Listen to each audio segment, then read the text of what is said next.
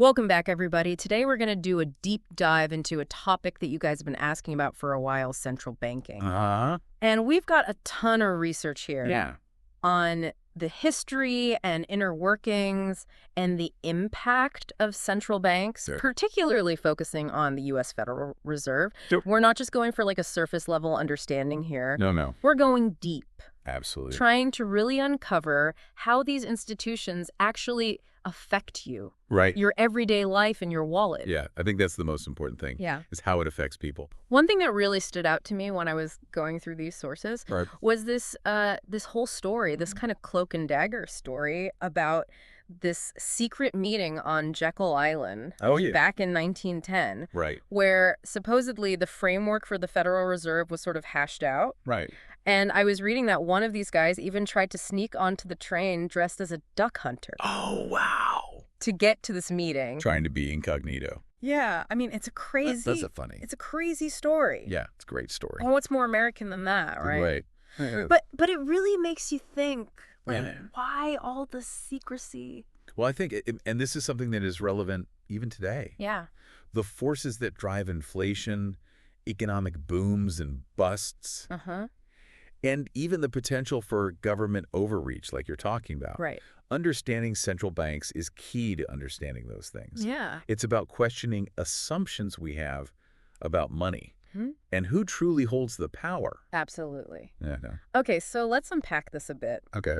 Our sources take us back all the way back to the very beginnings of money itself. Yeah. We're talking about like commodity money, receipt money, fiat money, fractional reserve banking, all this stuff. We're going back to history class here. Yeah, I feel like we're back in school. Yeah. But it's important background. It is, because it reveals some fundamental economic principles that are still in play today. Okay. Early societies naturally gravitated towards precious metals, like gold and silver, as a form of money. Right.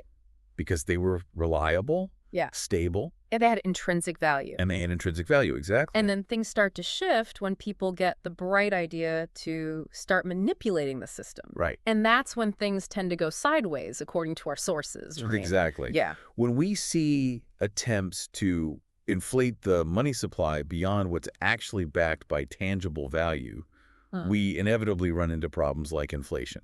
Right. And this isn't just ancient history. Yeah. This pattern has repeated itself time and time again throughout history. Okay, so that brings us to, I guess, the first central banks that emerge in Europe, which were designed to control a nation's money supply. Right. And then we get to the United States and the creation of the Federal Reserve. Okay. So this is where that secretive Jekyll Island meeting comes into play. Right. We've got this group of powerful bankers, including figures like J.P. Morgan. They all slip off to this private island. Right.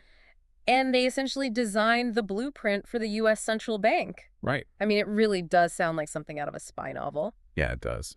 So, again, why all the secrecy? Well, I think what they were doing was they were basically forming a cartel, creating a centralized system to control the nation's entire money supply. And they knew it wouldn't exactly be a popular move if the public fully understood what was happening behind closed doors. So it sounds like a power grab. It's hard to see it any other way, yeah. They aim to eliminate competition from smaller banks, control bank reserves, and gain this unprecedented ability to create money out of thin air. And they succeeded. They did it. The Federal Reserve was born. That's right. And it's been at the heart of the U.S. financial system ever since. So our sources dive into how the Fed actually works, and they introduce this term called the Mandrake mechanism. Okay. Does that sound as ominous to you as it does to me? Well, it is a rather dramatic term. It is. But it does capture the essence of how the Fed creates money. Okay. So imagine the government needs money. Yeah. The Fed simply creates it out of thin air poof and uses it to buy government bonds. Okay. And these bonds then become part of the Fed's reserve, which they can then use to create even more money. So it's like this endless loop of debt being turned into money. Right. And they can do this without directly taxing citizens, is that right? Correct. Yeah. It's a partnership between the Fed and Congress where they essentially print money, lend it to the government, and then collect interest on that debt. Okay, so the cost is passed on to citizens through inflation. Right. I got it. Yeah. So when we hear people complaining about inflation these days, is it fair to say that the Mandrake mechanism could be playing a role? It's certainly a factor. The ability to create money without any real constraints has significant consequences, and inflation is one of them. Okay, so we've established that the Fed has this incredible power to create money. Yes. But how do they actually use it to try and control the economy? Right. Our sources talk about tools like the discount window and open market operations. Yeah, those are the main levers the Fed uses to manipulate the money supply. Okay. Think of it like this. They can essentially control how much money is sloshing around in the economy by buying or selling bonds. Got it. So if they want to stimulate the economy, Yeah. they pump more money into the system. Right. And if they want to cool things down, they pull some money out. Exactly. Yeah. And this, in turn, affects interest rates, borrowing costs, and the overall pace of economic activity. But our sources suggest that this kind of manipulation can often backfire, Yeah. leading to more instability than actual control. There's a lot of evidence to support that view. Right. Look at the major economic crises of the past century. The Great Depression, the savings and loan crisis, the 2008 financial crisis. Right. Many economists argue that the Fed's actions, particularly their easy money policies, played a significant role in creating the conditions for those crises. It's like they create the problem and then they swoop in as the heroes with bailouts. And that brings us to a crucial concept. Yeah. The bailout game. Okay. I can already sense we're about to get into some controversial territory here. Yeah. Tell me more. It's a pattern that's hard to ignore time and again. We see the Fed stepping in to bail out banks and corporations that have taken on excessive risk. So they privatize the profits when times are good. Right. But socialize the losses when things go bad. Exactly. And think about the moral hazard this creates. Right. If institutions know they'll be bailed out by the Fed, they're more likely to engage in risky behavior. Sure, because they know they won't. Because they know they won't bear the full consequences of their actions. Right. Exactly. Can you give me some concrete examples Absolutely. of this bailout game in action? The Penn Central bailout in 1970, Lockheed in 1971, Continental Illinois in 1984. Oh, yeah, I've heard of those. These are all cases where the Fed intervened to prevent these institutions from collapsing, essentially shifting the burden onto taxpayers. It sounds like a vicious cycle.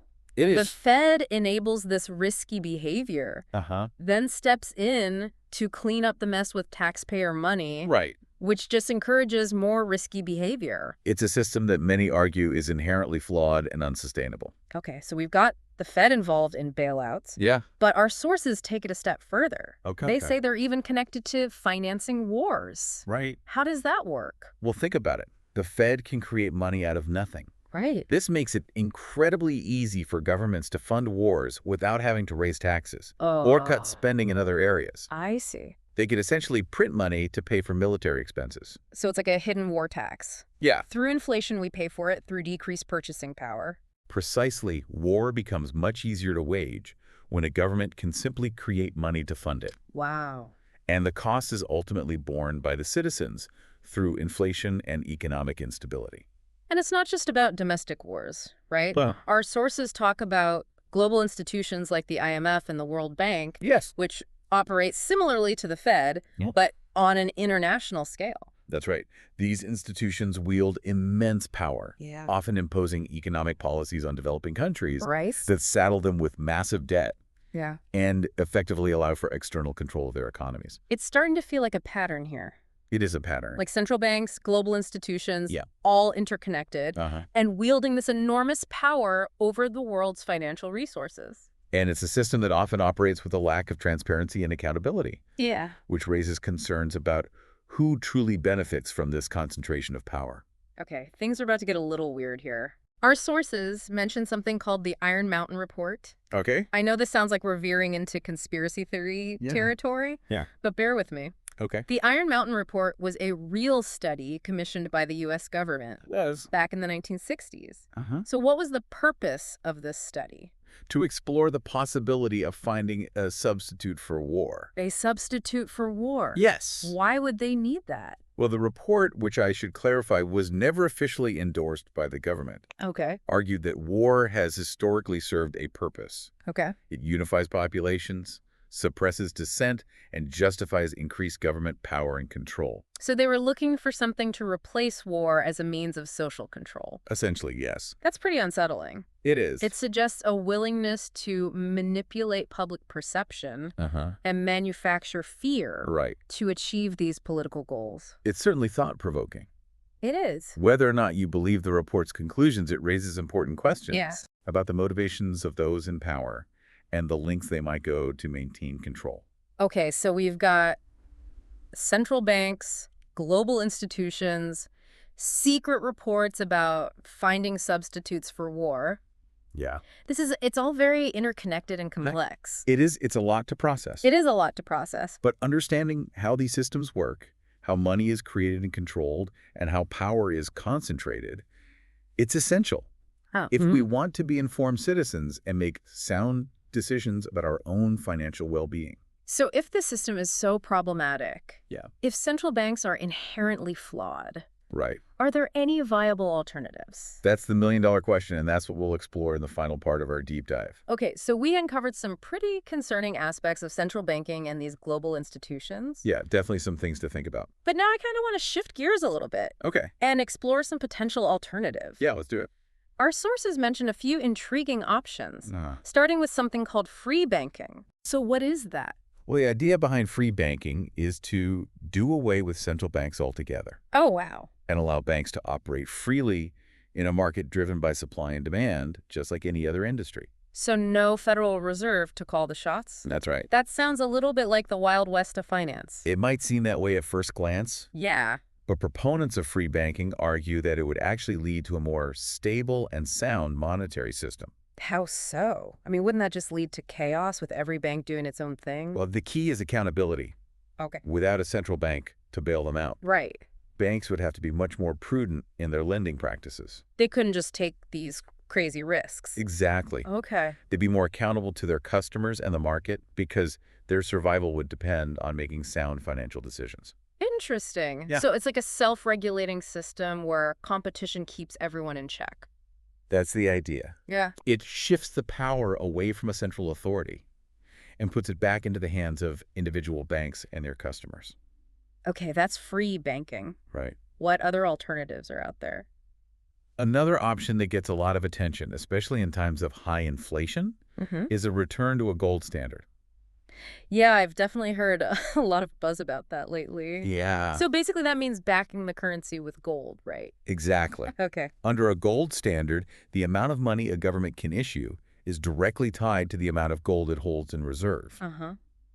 This is meant to limit inflation in government spending. Yeah. Because they can't simply print money at will. So it imposes a kind of discipline on the system. Yes. Forces governments to live within their means. Precisely. Okay. It's a system that has its proponents and critics, but it's definitely a conversation worth having. Yeah, especially when we're seeing the negative consequences of all this unfettered money creation. Exactly. You know, it's pretty radical to think about completely overhauling our financial system. It is. But these ideas, free banking a gold standard, I mean, they're at least worth considering. They are. Especially if we're concerned about the power dynamics we've been talking about. I agree. It's about being aware of the options. Yeah. Thinking critically and engaging in these important conversations about how we want our financial system to work. This has been a truly eye-opening deep dive, I think. Yeah, it has. We journeyed through the history of money, explored the inner workings of central banks, uncovered their potential for influence, and even peeked into alternative financial systems like free banking and the gold standard. That's right. It's clear that this is a topic that deserves our attention. Absolutely. And really requires critical thinking. The goal of this deep dive wasn't to tell you what to think. Right. But to provide you with the knowledge and the tools to form your own informed opinions. That's a good point. Keep researching, keep questioning, and most importantly, stay engaged in the conversation. Such great advice. You got it. You know, it's easy to feel overwhelmed by all of these complex systems. It is. But we can't afford to be passive. No, we can. Our understanding of these issues directly affects our lives and our future. Right. So thanks for joining us on this deep dive. Appreciate it. We'll be back next week with another fascinating exploration. Yes, we will. Into a topic that matters. Until then, keep learning. Keep learning. Keep questioning and keep diving deep.